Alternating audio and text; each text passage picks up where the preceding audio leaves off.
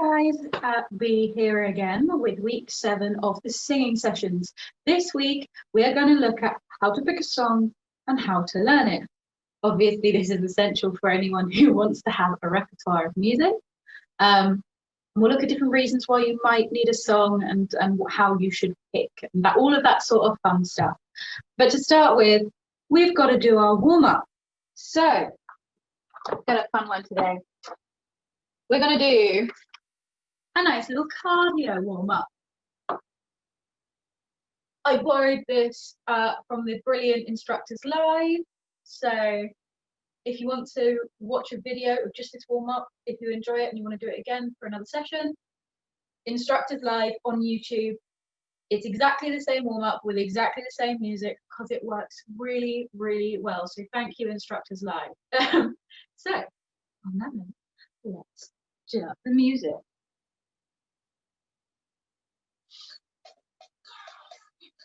Start them up.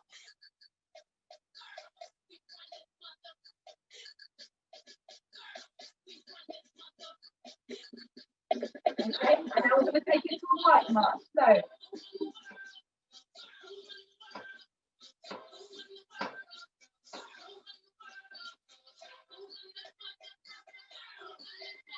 now we're stepping and touching, so we're stepping out and tapping our foot in. With our arms coming up to our shoulder height. Now we're going to step and touch with the knee.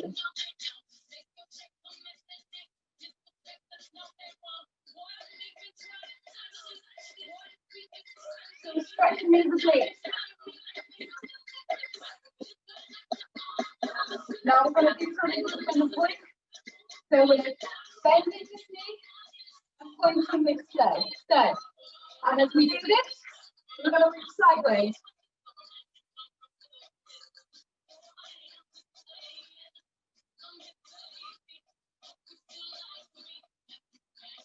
And stop arm.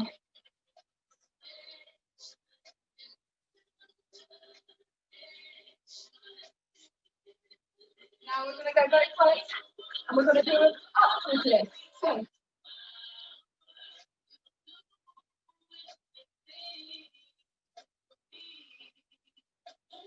now we're going round for a curl, so we're kicking our bum.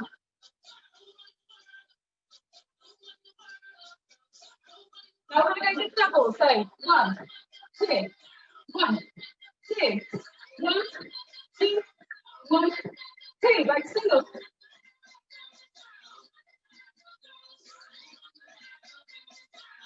Back to our march.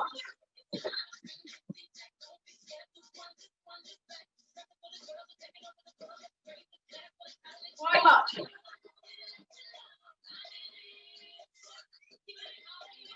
Now this one I'm going to do a double step touch, okay?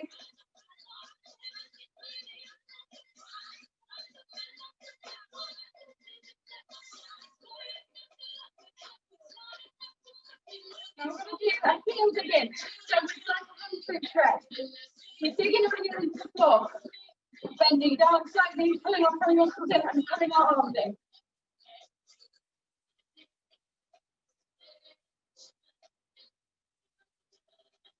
Now we're going to go for a wide toe tap. So, heels on the ground, lift the toes on the floor, lift, floor. Swap side, drop the knee in. Now we're going back to the second tap.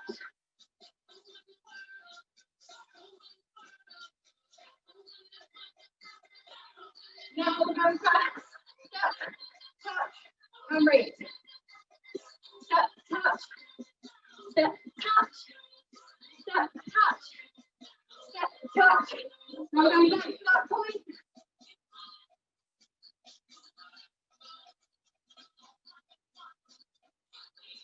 Nice.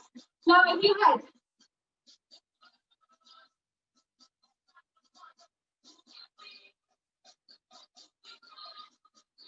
Now I'm going back to that wide march. Oh, narrow march. Wide march. Now, doubles. It's just going to restart. We're going to finish with a 16 count of those heel lifts. So, up. 1, 2, 3, 4, 5, 6, 7, 8, 9, 10, 11, 12, 13, 14, 15, and 16. Okay, hopefully you're feeling a bit warmer. You can feel your breath coming in and out. It's nice, isn't it? So, our next section of the workout. So we've done our cardio, we've done a bit of stretching, and we're going to do those kind of central exercises that we do every week. So we're going to do some shoulder rolls backwards, nice big ones.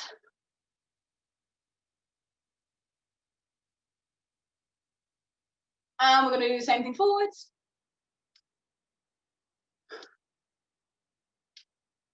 And now we're going to do a spine roll. So again, like I said last time, if you find it easier to imagine your spine rolling, if you're against the wall, do that. It's a great way to do the exercise. It makes it really specific.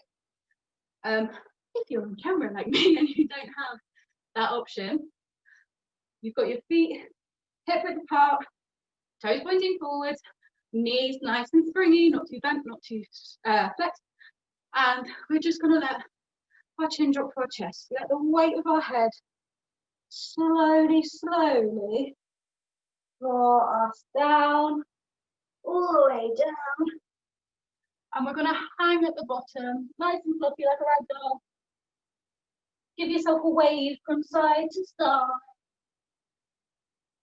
Now, we're going to do something we haven't done yet, so we're going to do a spinal wave.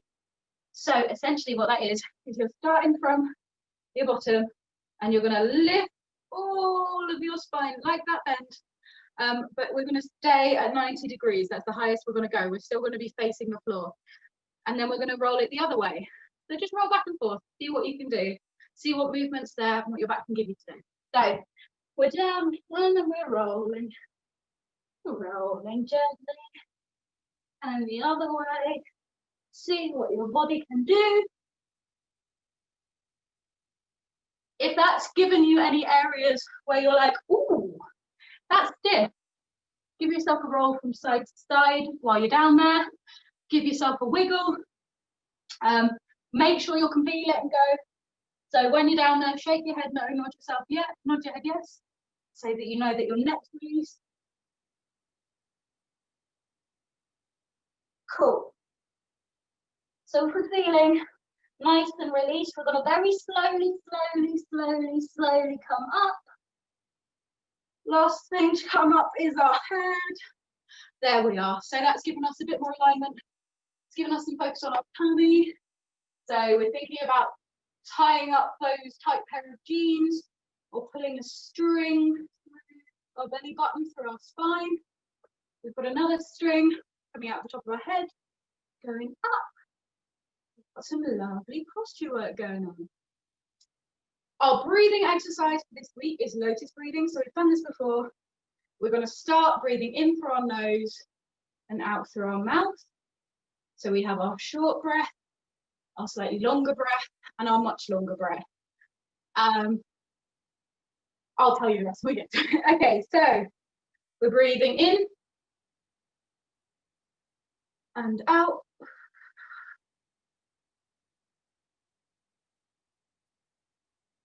Remembering to only take in as much air as we need. In and out.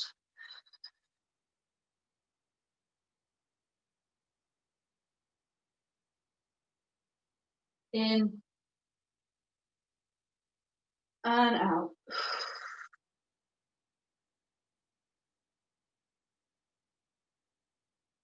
That top one, when you come up, we can come all the way up onto our toes and really think about that whole body stretching as we breathe. Okay, now we're going to release on a hum. So still breathing in through our nose. In fact, no, we won't go to hum yet. We're going to release on like a snake. Okay, you want to keep that consistent. You want to sound like a bike tire with a puncture in it, you don't want to sound like a balloon being released around the room. We want some control over our release. So in,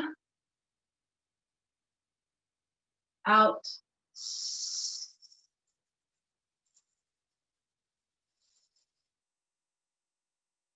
and in,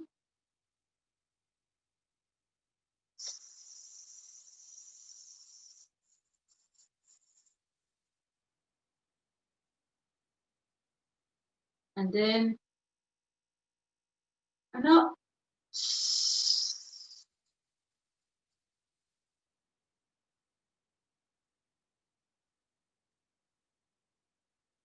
Stretch your arms as far as they can go. Really let your upper body, your chest and your back release into the stretch. Now we're going to go for that hum. So in.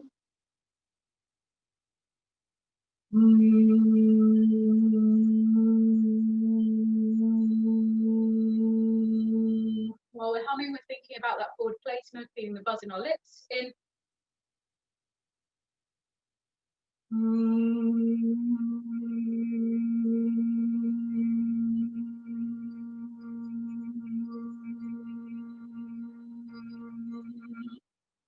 And in and all the way up through our legs, through our arms to the sky.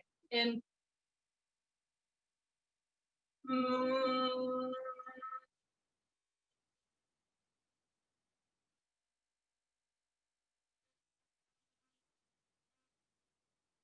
Okay, now we're going to go to a ma. So we're making sure we're starting on that hum and then we're releasing the sound. Okay, so in. Ma.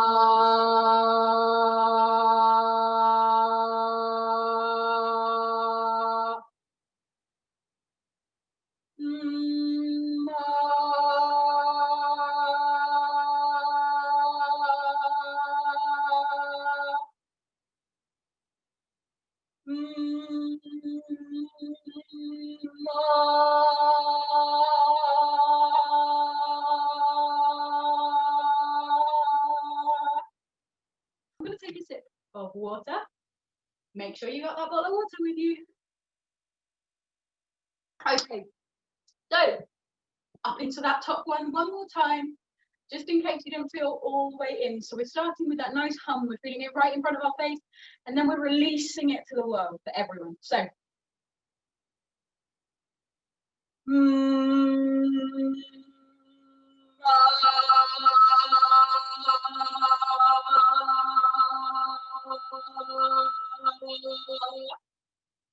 That's a bit better. Okay, now we're going to go up in our register, not so high that you're really pushing yourself, heading yourself, but high enough that you can feel the resonance moving about in your body, just different from the ma, okay? On a me, so me.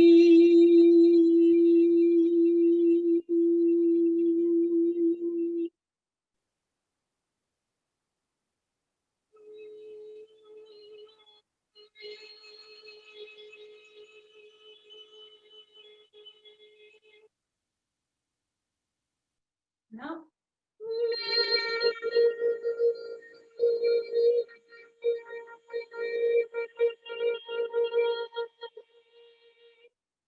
The other thing that going up onto our toes does is it makes us remember to engage our tummy muscles to support us, not tense, but supportive. And our back, just making sure our whole body's working together. Now we're going to go the other way. I'm going to do a move. So we're going to go down in our register again, not so hard, not so far that it hurts. Just slowly warming through that range. So breathing in.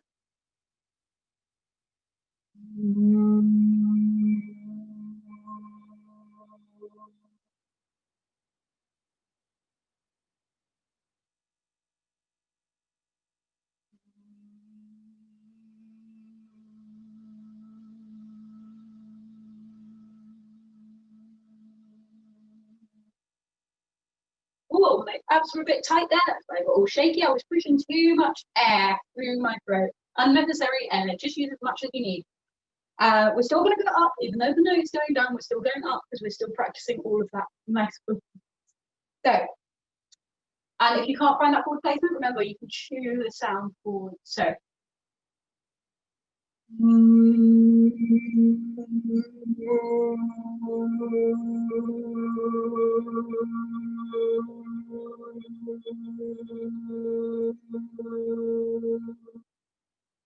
Okay, so we're open, we're resonant, and we've done some breath practice.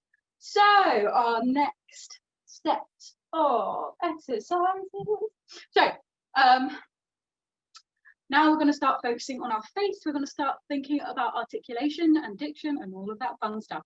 So first, we're going to make a really big face and a really small face and a huge face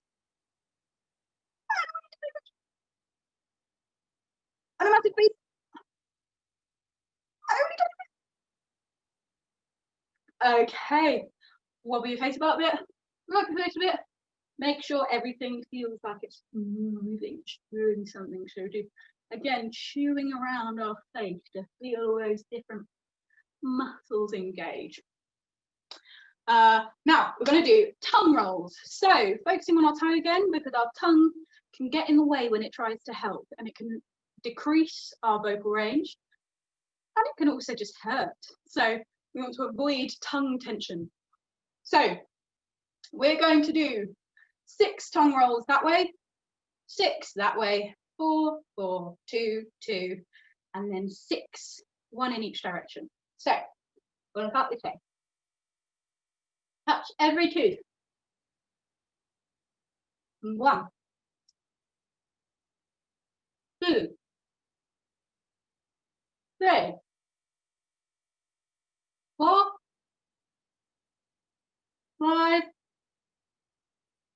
6. Now the other way. 1, 2, 3, 4,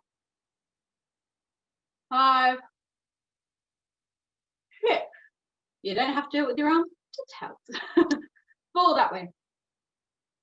1, 2, 3, 4. 1, 2, 3, 4. At this point, your tongue might be getting sore. That's good. It means it's working. Now we're in that way for 2. 1, 2, 3, 4,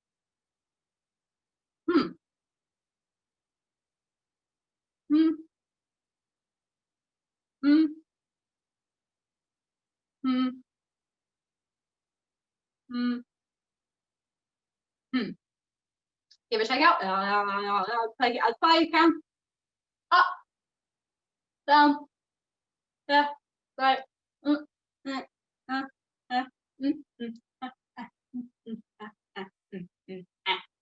Nicely done. Get all that drool off your face. Hand sanitizer, guys. Remember it. Yes. Next, we're going to do diction dumbbells. Now we haven't looked at diction dumbbells. So that's kind of a perfect example since early on. Now we're thinking about music and the meaning of lyrics. It's really important that we can use all of the letters effectively so that people can understand what you're saying. If people can't work out what you're saying, then they won't understand the emotion of the music. So obviously I'm hamming it up a bit there to give an example, but if we practice at that height and then we bring it down so it doesn't seem like an affectation, it actually helps us have more range of diction and freedom. So we're going to do diction dumbbells. So we're going to start on a pa. So ah, pa, pa, pa, pa. Okay? And we're going to shorten the speed every time. So pa, pa, pa, pa. Pa, pa, pa, pa, pa, pa, pa. Pa, pa, pa, pa, pa, pa, pa, pa, pa, pa. Pa, pa, pa, pa, pa, pa, pa, pa, pa, pa, pa. This one is also helpful if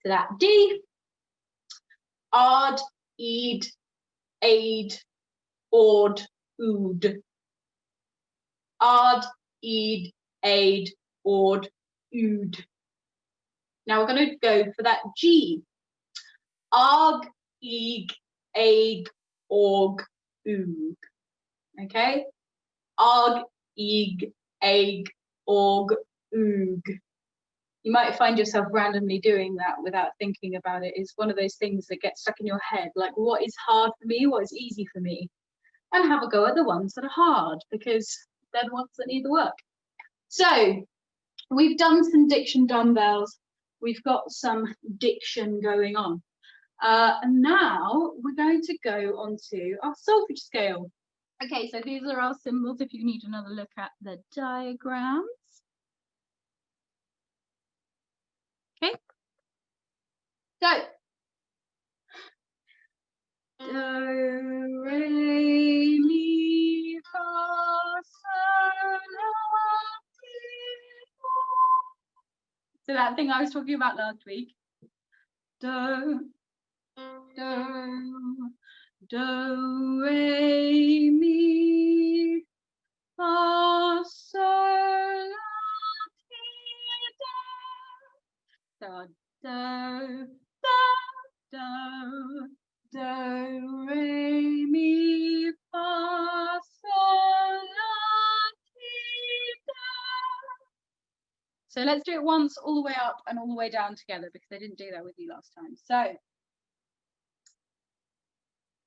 do, re, mi, fa, sol, la, ti, do.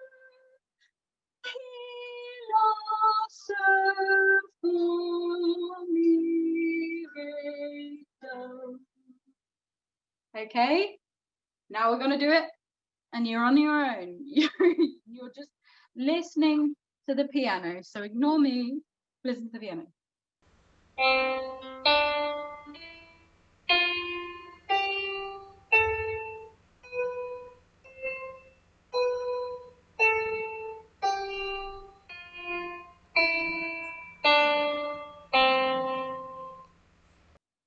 Okay, how did that feel? Did that make sense to you? Did that feel okay?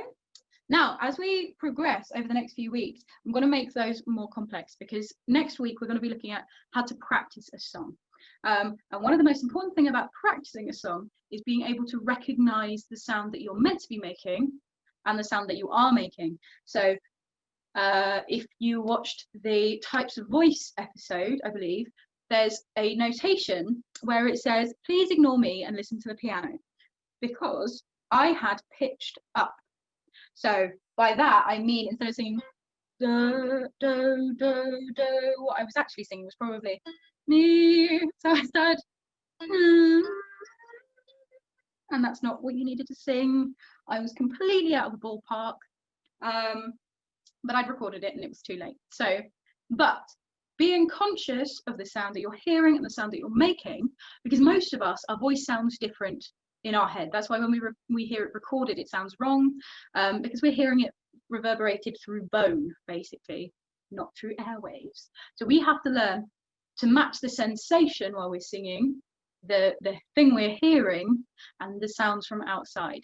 And that's why we do scales and arpeggios, because that makes us recognize those sounds independent to a song. So we'll be doing more intricate, fun stuff next week. But for now, what we're going to do is move on to, why do you pick a song? What reasons do you have for picking it? And what effect will that have on your final product? So, what considerations did I make when I picked my music for today? The first one, to be honest, did I already have the sheet music? And this is something that you should genuinely think about, depending on whether you're doing it for a performance or anything like that. There might be copyright issues. That is a thing that happens. That is, if you're trying to make money from your singing and you sing someone else's song and either you don't credit them or you didn't ask their permission, they can sue you. So we want to avoid that at all costs. Did I have the sheet music? a lot of the time, sheet music isn't free. Some music is royalty free, but they charge for the sheet music. This is the case for quite a few songs from musicals, and also just some pop music. Again, a singer and a songwriter have to make their money somehow. It would be unfair for you to ask a person who is making burgers at McDonald's to do that for free because you want a burger.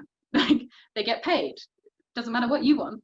And as a performer, we've got to have each other's backs when it comes to stuff about copyright, because we've got to make money somehow, and we've chosen to fight really hard to do it how we love it, to do what we love rather. So it just makes sense to have each other's backs on that. So, do I have the sheet music? Yes, I do, because I bought this sheet music. It is I'm Not That Girl from Wicked. I got this music because I was singing I'm Not That Girl for a university exam. So, or a session. I don't think I did it for the exam. Yes. So I got the sheet music. I paid for the sheet music for an exam. So, music and lyrics by Stephen Schwartz. So I've got my sheet music. That definitely influenced my choice. I have a collection of sheet music because I've been singing since I was tiny. So I had a lot to choose from. So I go on to my other considerations. Does it have an easily locatable karaoke version or backing track? Yes, they are absolutely everywhere. Now, depending on who you're talking to, so if you're preparing a song because you're going to a drama school audition or you're doing a music examination, then you have to listen to what they've asked you to do. And that's very important. What is your brief? Has somebody asked you to prepare something? If so, what have they asked for? If you're using it for an audition, how does your song relate to the songs you will be singing? So I'm singing a song from Wicked. Would I sing that song if I was auditioning for Les Mis? No, because the styles of music are different. So for Les Mis, you want to go more sort of operetta. So not all the way opera, operetta. It's like a little opera. And that's not what I Am That Girl is. It's kind of more towards the poppy end of musicals. So would I sing this song if I was signing up for The Waitress? Maybe I might pick a song with a bit more range for that, but it's an option. Would I sing this song for a performance? It depends on the space. This is a really nice song for a kind of studio space, or for like a slow moment within a bigger set. If it's just this song I want to show off, maybe I'm going to pick a different song. It might even be another song from Wicked. But this shows the soft vocals that I enjoy singing for fun at home. So that's one of the reasons that I picked it. And again, it is that thing of what is my space? Who is my audience?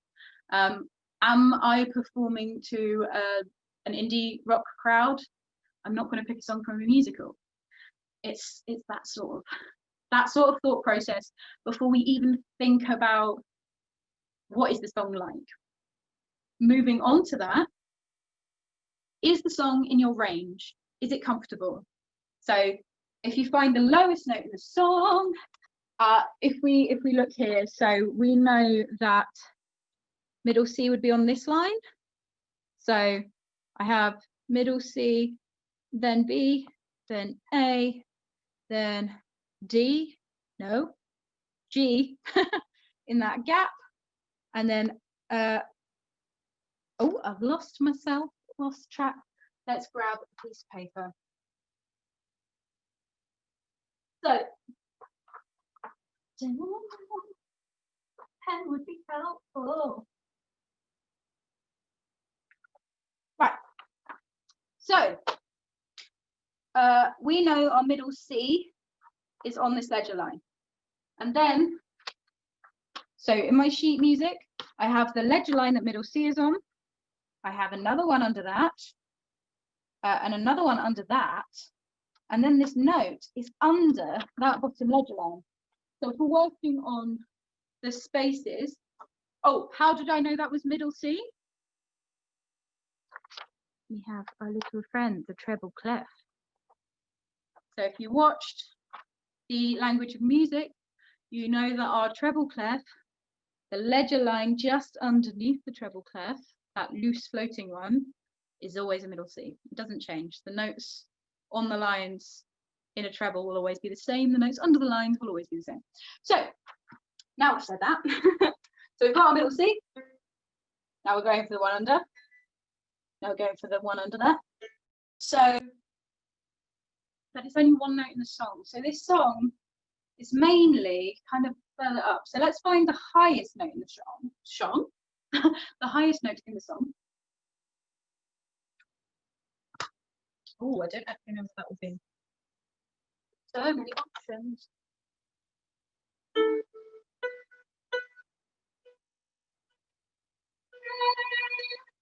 So it's not that high. The high notes are definitely comfortably in my range. The low notes within my range. I'm happy with that. Then we can think about what sort of voice. So here's where we can look through our piece and see, is there any of those nice little Italian words that tell us the mood? So I've got a little PP down here. And this is for the piano. That's telling the piano what it's doing. But PP pianissimo. Pianissimo is quiet, very quiet. So I know that this song's pretty soft. It's quite gentle. We haven't got any of those semi-quavers dotting it around, making me go really fast. We've got nice sort of gentle pace, lots of crotchets. And we've got some semi-breathes. We've got a few semi-breathes, in fact. So what's a semi-breathe? Semi-breathe is a whole note. So that's the other thing that we can look at, is where is our time signature? Our time signature is 4/4. So we've got 4 beats in the bar, and we've got 4 beats in a bar, so our whole note is 4 beats long. What else can give us some hints? So the language even. So the first line is hands touch, eyes meet. So we've got a stonking big rest at the end of that first bar and a little rest at the beginning of it. So it's lots of silence for the piano to do the sort of moving. Also, I know I'm singing along with the piano. I can look at what the piano's doing, even if you don't understand it all. You don't have to be able to play a piano to sing a song, but it can give us some indicators. So the piano is not doing anything too jumpy aroundy. There's lots of chords and slow stuff. It's all very gentle. Now we also have some fun sharps. So I didn't go too heavily into these sharps when we were discussing it last week, because they're very complicated, basically. Let's see if I have my sheets here with me. So when we're looking at the beginning of the music, so again, I'll grab this. And you can double check that it's the same in your bit of music and in the pianos. It generally is. It'd be a bit weird for them not to mesh together, but sometimes if you've got a fun extra harmony going on, it does counteract the rest of the mood of the song. So again, it depends what you're doing. This one's nice and simple. And we've got 3 of these fun little shapes.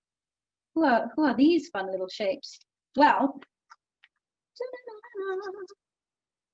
we have 3 sharps. So we've got these ones that look like drunk hashtags. There we go, the drunk little hashtags. 3 sharps. What does that mean? Well, in my handy sheet, we can see F sharp minor. So we talked about minor last week. What does minor mean? It's gonna sound bad. It's gonna sound a bit bad. So if we are going to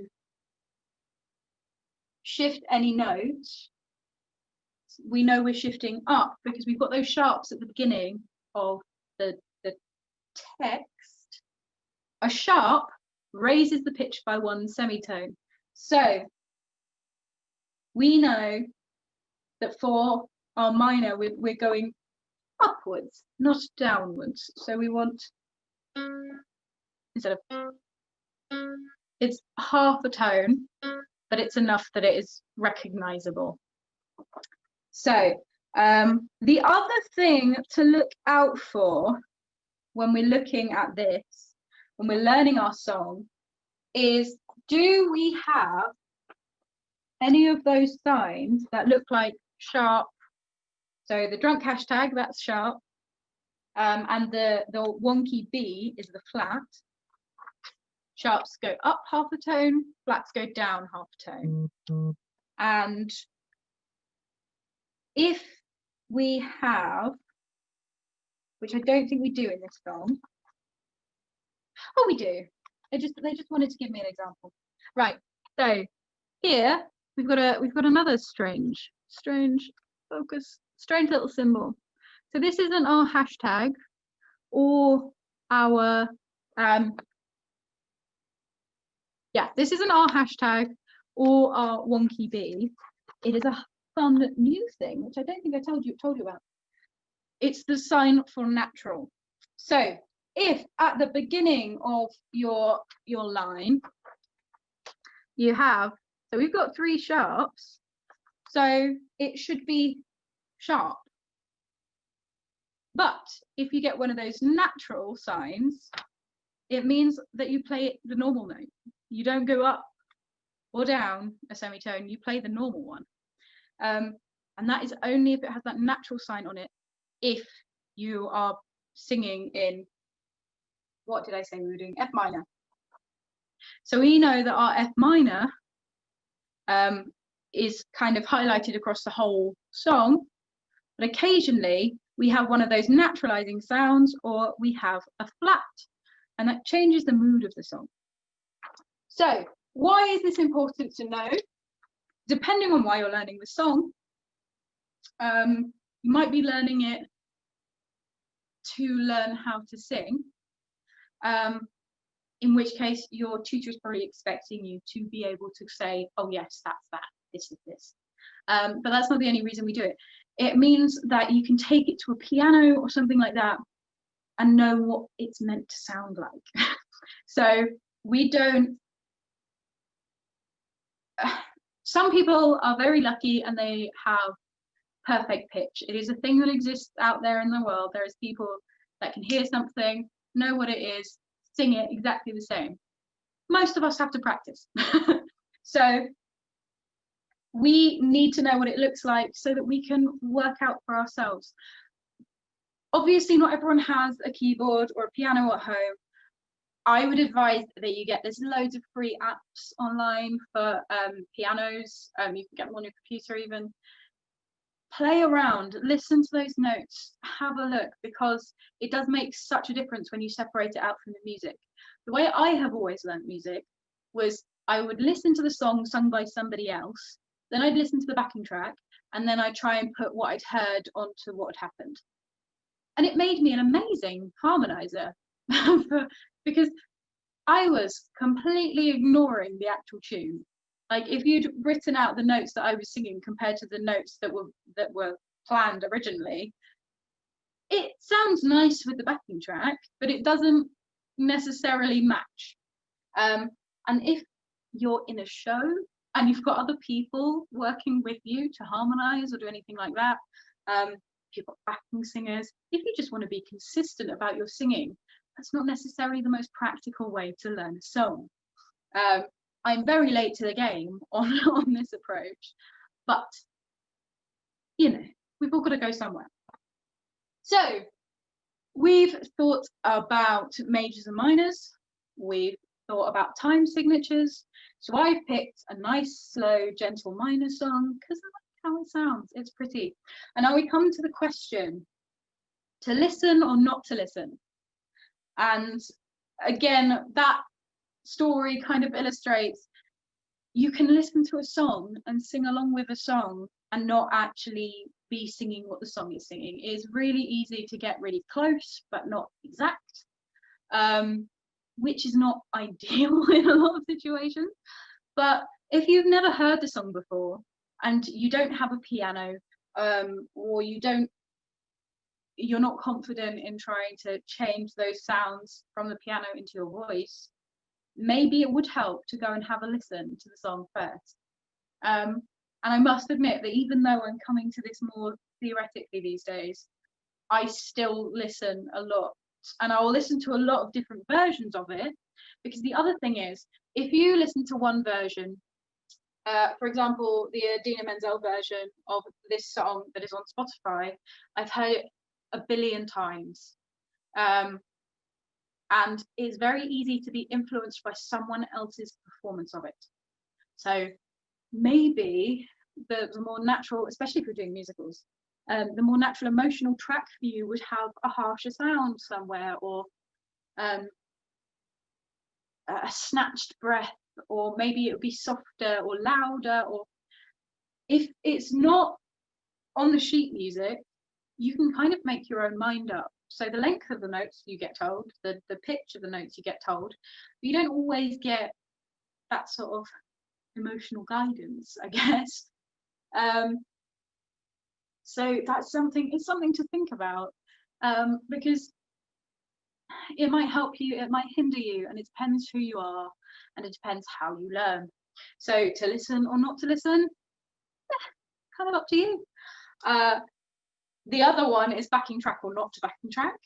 Some people think that a cappella is the best bet for them. In my experience, because you may have noticed over the last couple of weeks, rhythmically challenged, I have a habit of dropping time. So unless I have a metronome, I have a tendency to slow a song down. So a backing track helps me because it reminds me where I'm meant to be speed-wise. It's a consideration. Again, you can ignore it, you can go for it, whatever works for you. And again, that's what this session is about. What works for you? So now I'm going to talk about the way that I would approach this. So I know that it's in F minor, and knowing that, I can look at where I am. So we know that it's an F sharp minor, it's our natural minor. So the notes in our F sharp minor scale is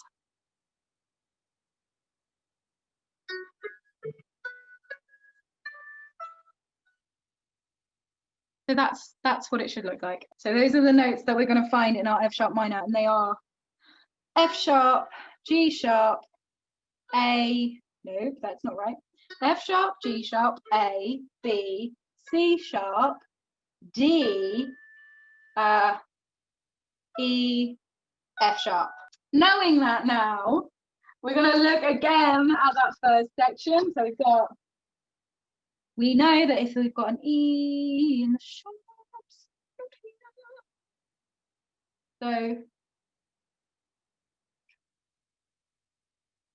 so we're going to start on our E. D, E. Hands touch, eyes meet. Now we're coming up to that A, which is unaffected. So da da da da, E, F, G, A. So hands touch, eyes meet. Then we're going to G, which will be affected by the F sharp. So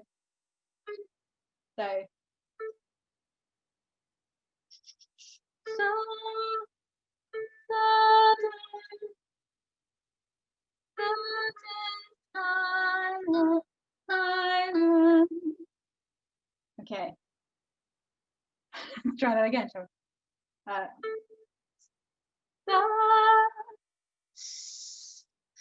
Sudden silence. Don't think. Sorry. Haha. Sudden silence.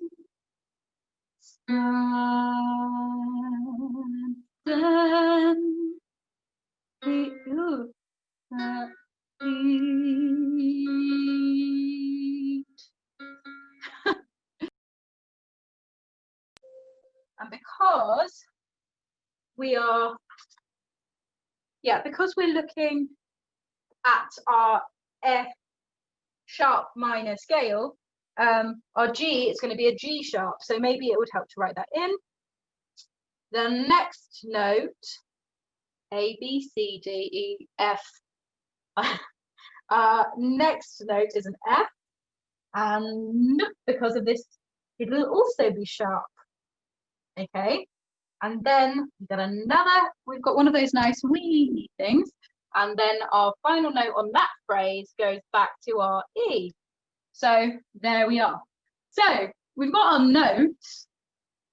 And once you've worked out your notes, you've kind of got to work out where they go. And we've got to work this out by looking at our shapes. So let's grab my knife toolkit from the bag. I knew I had this. This is our flatten our sharp. In fact, I've got this.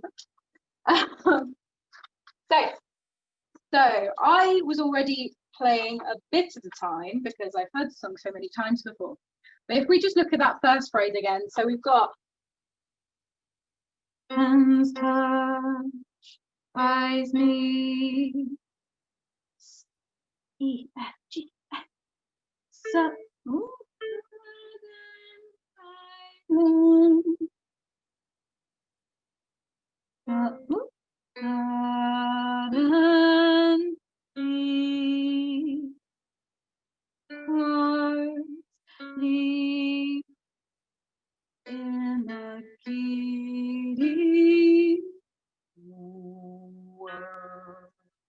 that's our notes. And I've thrown the words in there as well. And now we've got to look at the time. So the first thing in my phrase is not actually a note. It is a rest, and it is a quaver rest. So our quaver is an 8th note rest, or a half beat. So if we go, let's do it like that. 1, 2, 3, 4. 1, 2, 3, 4. 2, 3, 4. 2, 3, 4. So I'm using that click to show the second half of that beat, because at that speed, I didn't think I could sing it. It would just be 3, 2, 3, 4. So that's a half beat rest, and it appears at the start of every bar in this phrase. So the first part of our bar is an 8th note rest, and it's actually taken up by a quaver of piano. So very handy. It tells you what note to start on and everything. Then we've got what look like the same note over and over again, but it's not. So we've got some quavers in there, and where those are is so okay.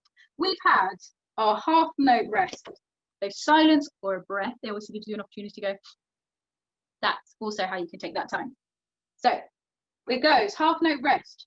Then we've got a crotchet, which is 1 beat, and then a quaver, which is a half beat, and then it goes back to the crotchet. So what that tells me in this shape, so the note is the same, but we've got crotchet with a fun slidey thing into another, oh no, sorry, we've got a quaver, fun slidey thing, and then a crotchet. So that means my time to go.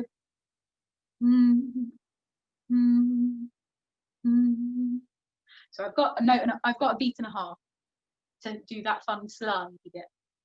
So we've got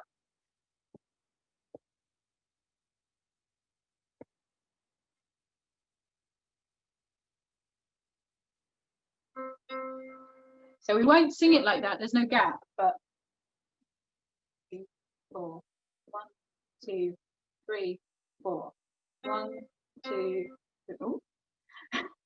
1. So actually no, let's go. So 1, 2, 3, 4. Yeah. So and obviously we don't have that gap in between because we've got that nice little slide. I'm sure that has a proper name. Sorry guys, I'm really not on top of it today. Nice little whoop.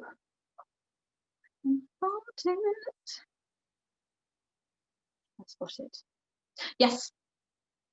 So it's very small. And this one's going over a lot of notes. And the way they've described it is slur. So what that tells me is that I don't take the break between those. I can slide right from one note to the other, and because it's just on one note, I'm just sliding right between that time. Snap, slide.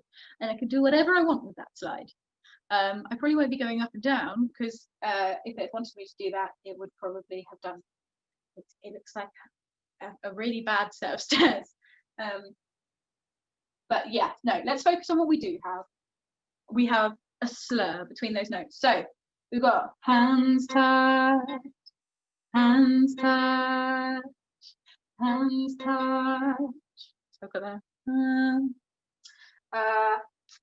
And that's what those nice little like bits look like. So here I've got quaver, quavers, crotchet again. So right, so we've got that quaver rest, half beat rest at the beginning. So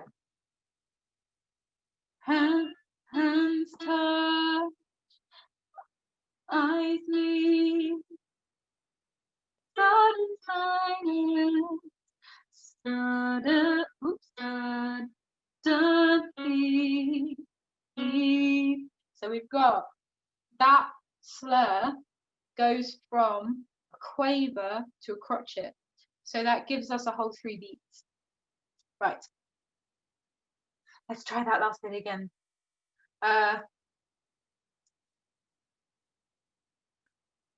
So this one's crotchet, crotchet, crotchet. No, crotchet, quaver, crotchet.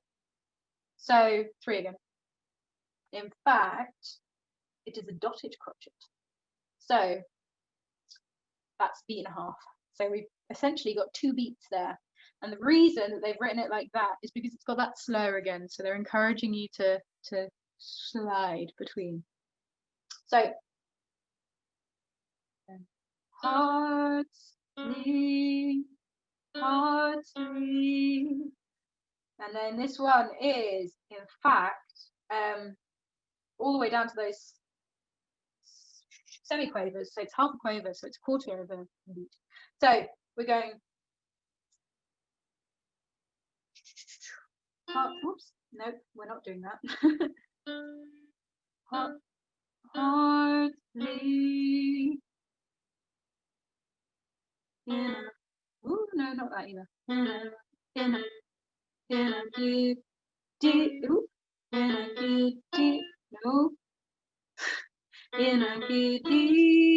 so our D is a crotchet and a half. D. In a good D.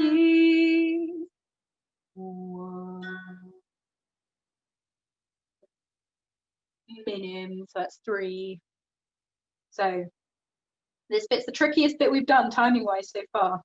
So we've got heart, sleep, heart, heart sleep, heart sleep in a giddy world. In a giddy world.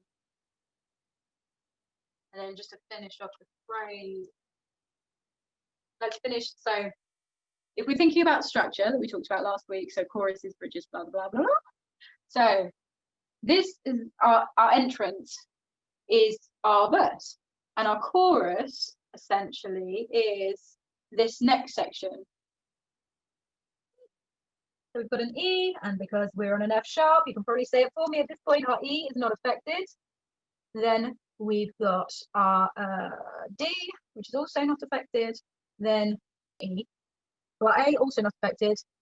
Our G is, I believe, yeah, our G is a sharp. Our G, F, our F is a sharp, and we go all the way back up to a B, and our B is normal. So we're going. So we've been, the last note we've sung is, and now we're going.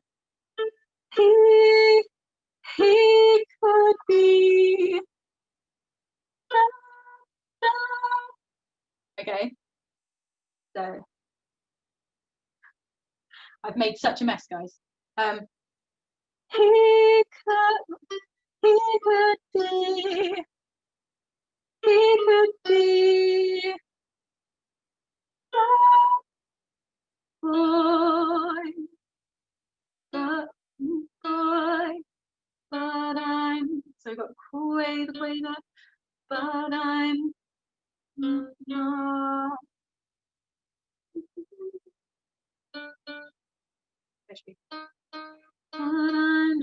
No, D is not very good. D, C.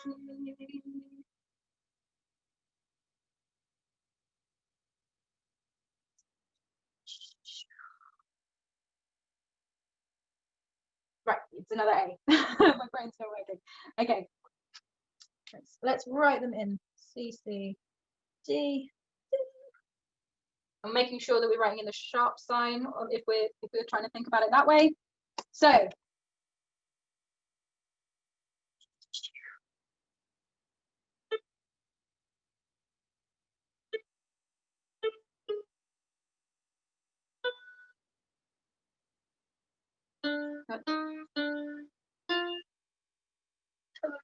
couldn't find that. The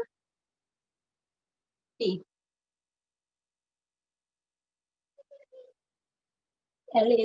It is an E. Sorry, guys, my brain.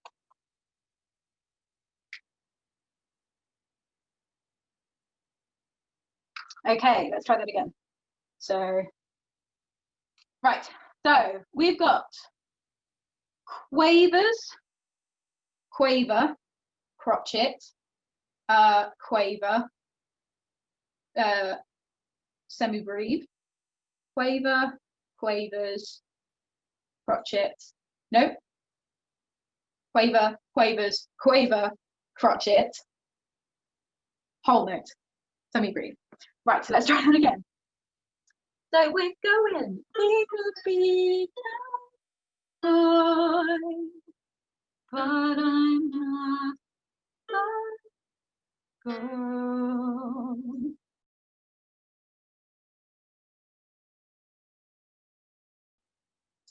Hands touch, eyes meet, sudden silence, sudden peace, hearts leap in the world. We could be that boy, but I'm not that girl. So that is the first section. Going through it like that, spotting the notes that you recognize, checking up the ones that you don't, finding the scale, working out. So I know, because this has got the three drunk hash marks, that it's going to be an F sharp. an F sharp minor, in fact. Once I know that, I could Google what an F sharp minor scale is, have a look at what notes are expected, have a listen to those notes, and then you can even write them in on your sheet as you go. That's what I prefer to do. The way I've done it today, I didn't have my metronome with me, so I haven't been forcing myself to keep time. So when we rehearse the song, I'm going to have that metronome so that I am strict with myself about what I am doing. But we have the whole first phrase. And now that we've done that bit, it's going to be easier to just go through it, because most songs have a verse chorus structure, and the biggest change will be the bridge. And not all songs have a bridge, so it might just go verse, chorus, maybe a verse at the end. So hopefully that made some semblance of sense. Let's do a quick wrap up. What are you picking your song for? What's the event? What's the activity? Are you making something to put on YouTube? Is it copyrighted? If you intend to make money off of it, you need to check that, because making money off of someone else's product can get you in trouble. So, is it copyrighted? Can you put it on YouTube if that's what you want to do? Are you allowed to perform it live? If so, is there sheet music available? If not, you could look at the chords, guitar chords and all of that sort of stuff. If you know how to play guitar, that is easier. But there are so many places online where you can find, if not actual sheet music, then a list of notes above words. And if you have one of those toy piano apps on your phone, you can have a listen and work out what the notes you're singing are meant to sound like. Next week, we're going to look, as we're practicing, so we picked our song. Next week, we're going to look at the lyrics, how to practice a tune without the lyrics, how to practice a tune with the lyrics, how to practice the lyrics without the tune, because that's the techniques that we'll be doing. And yeah, how to memorize a song. So we'll go through all of that next week. And that's it. I hope that has made some sense and that you've had a nice time. And I will see you next week.